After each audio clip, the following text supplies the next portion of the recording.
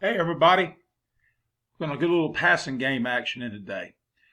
I call this when you got to have a deep ball, run this.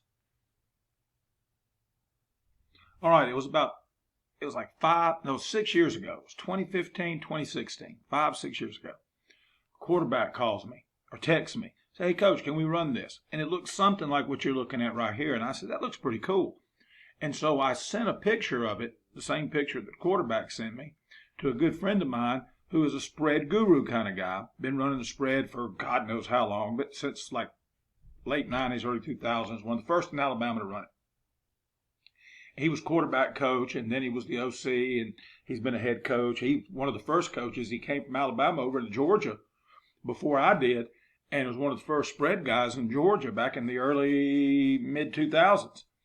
So, and I said, he said, yeah, we run that. We call it so and so. It's a pretty good play. And then I was listening to a podcast, and Mike Turks, the head coach at Huntington College over in Montgomery, Alabama, was being interviewed. And the guy asked him, okay, it's third and whatever, like it's really long yardage. You're on the 40-yard line going in. What do you run? And he didn't give it a name, obviously, on the podcast and giving things away. But he said, I love this play. And this is what and so I went home and I said, dang, that's the same play Trey sent me.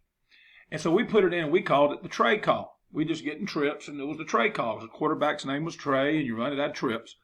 Well, then fast forward to the national championship game in, 2018, Alabama versus Georgia. And that's what Tua ran through against them to a freshman, Devontae Smith, to win the national championship in overtime. Alabama called it Seattle. So we called it a Trey call. I can't remember what my buddy called it up in North Alabama. No, he's in Birmingham now, but I can't remember what he called it. But we called it the Trey call. Alabama called it the Seattle call. And then when I left Lynette a few years ago, Trey didn't mean anything to them because that was the quarterback's name, the one that, encouraged us to run it. And so I changed the name of the play to Hoss because this was my H right here, and he was running a crossing route, H and cross, Hoss, okay? And we got different tags off of it, and I won't go into that because I'm trying to keep it short. But you can see right here, okay, on the front side, on the weak side, this wide receiver is going to run what I call a Moore route, mandatory outside release, and no curling, no reading, no nothing. Release outside, try to get that corner to flip his hips and turn his back on the inside. And I'm going to show you the Alabama clip in a little bit. You'll see that didn't happen. The guy overplayed him. The corner overplayed him out here, and Smith kept it up right through here, but he got no help from the safety. Now, this is against cover 3, which you'll see a lot against trips in high school ball, especially small school ball. All right, the running back right here is going to run it. It's up to you. This is like what I tell y'all sometimes, salt, season the taste. If you like the swing, run the swing. If you like the shoot route, the flat route, run that. And just to keep that backer, or if they're a 4-2-5 kind of team, that safety that's kind of half safety, half linebacker right here, to get his attention, okay? Right here. All right, number 3 on the play side, on the strong side, I say play side, really the play side where the quarterback's reading is weak. And that's what's so sweet about this. All right, the number 3 is going to run what I call the cross, okay, over route at 22. If you continued this line right here, it would go all the way to 22, see? And when we practice it, we put our cones at 22. And we do a lot of routes like that with using those 22-yard cones. Our fade route, we teach the quarterback to throw the 22, try to catch it right in here. And there's some other routes we do where that 22 is real important to us, okay? And then number 2 runs the post. We've done it skinny. We've done it where he'd go skinny and then get vertical right here. But on this play right here, we run pretty much a fat post because we're trying to get attention. And then over here, we run traditional, what I call a go route, where if this corner is bailing like a son of a gun, we tell this kid he has the option to curl it up right here. And that's great to run on 3rd and 8, 3rd and 9 against a bailer, okay, a corner. I say bailer, I don't mean the Baylor Bears, I mean a bailing corner.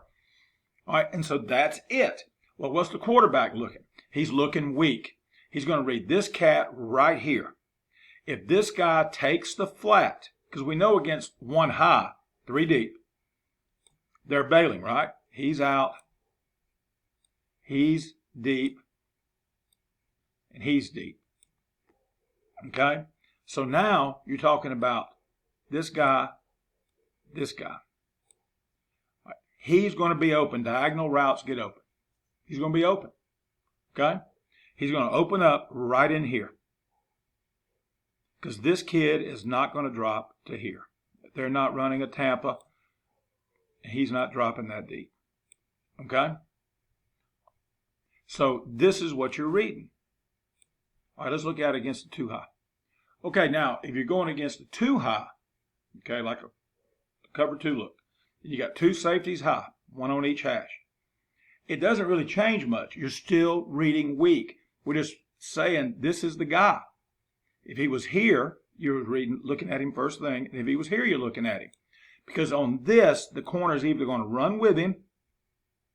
They'll run like a true cover 2. He's going to be right here and try to force him inside. But he's not going to let him. You got to stem that joker, stem it, get back outside on it, right there, so you can get that mandatory outside release.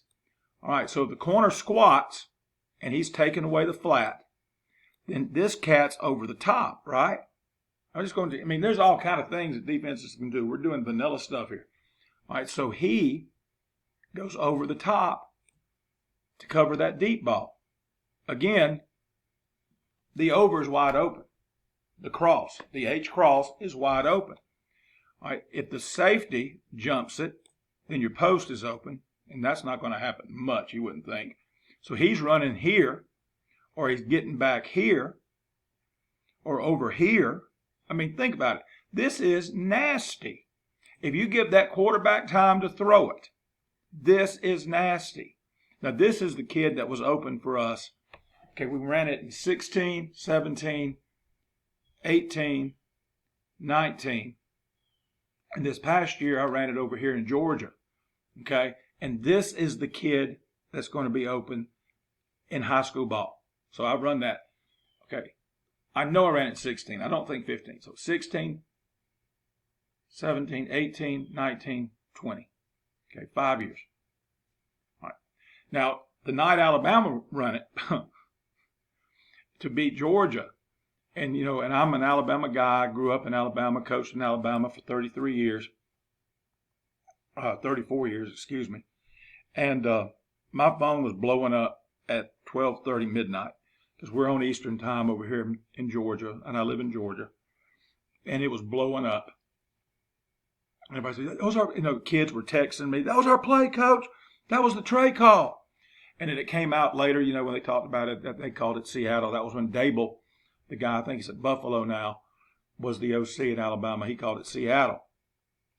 And then coaches were calling me, and the next day, people that were associated with our football team, but that was our play. Did you see our play? And that's how, kids are, and even coaches. We get excited now. We see the big boys running our stuff. All right, let's look at some video of it, and I'll show you that. All right, here you see it. Same formation I just showed you. Now, the one thing Alabama did different, and I've never talked to Dable or anything, and I don't know why, and you can see there's really no flat defender. It's a different kind of scenario. Was it second and forever or third and forever? I think he took a sack. Ball starts on the 25 in college overtime, and he took a sack all the way back to here. And so they're in a different kind of coverage. But the back comes right here, okay? Whereas on the diagrams I showed you, we got him either swinging, trying to get that attention there from the flat, or we got him shooting into the flat right here. All right, now, and I've still, to Kirby Smart's credit, he's never said who really messed up on this. And some coaches say, oh, it was safety, some say it was a corner. And I say, how do you know when you don't know what they were in? You don't know that there's a sky or a cloud, or you don't know if the safety had responsibility and all this. Now, this guy throws his hands up at the end and say, hey, what the crap, I didn't have any help. But then why'd you keep running with it if you didn't have him? So I don't know. I'm not hanging anybody out dry. All right, so let's look at it. We're coming up on 10 minutes. I'm trying to keep it short for you. See, he's reading right through here because there's nobody in the flat to read. And he knew if that safety was on the hash. Watch the safety stay on the hash. Right there. Tua knew if the safety was on the hash. He's not even looking over here at Devontae Smith. And he comes right off. Bam. Okay, when people talk about a quarterback seeing the entire field, that's what they're talking about. He's really not seeing the entire field. Let's look. Okay? And here's what I mean by that. It's physically impossible for a human being to see 53 yards. Okay? I mean, you got to have the peripheral vision of God to see 53 yards across right here. All right, even Oscar Robertson, the great point guard, who they said had the best peripheral, easy for me to say, vision of anybody to ever play the game of basketball, couldn't see the whole field. But it's math, y'all. It's math. Here's what I'm talking about. He pre-snaps it, has a pretty good idea what coverage they're in. The kid was raised a quarterback over there in Hawaii. Okay? He knows a pretty good idea what coverage they're in. And when he looks over here, okay, and he sees that safety is still on the hash, then he knows he's one-on-one. He knows he's one-on-one. And he comes off of it just enough, and you watch it, his eyes, bam, he releases it. Here comes the safety. Okay? When you absolutely got to have it. Watch. See, he stems him. He sees he can't get out. Boom, he gets vertical. This is probably, instead of a more mandatory outside release, this is the best release you can get off the ball situation. Okay?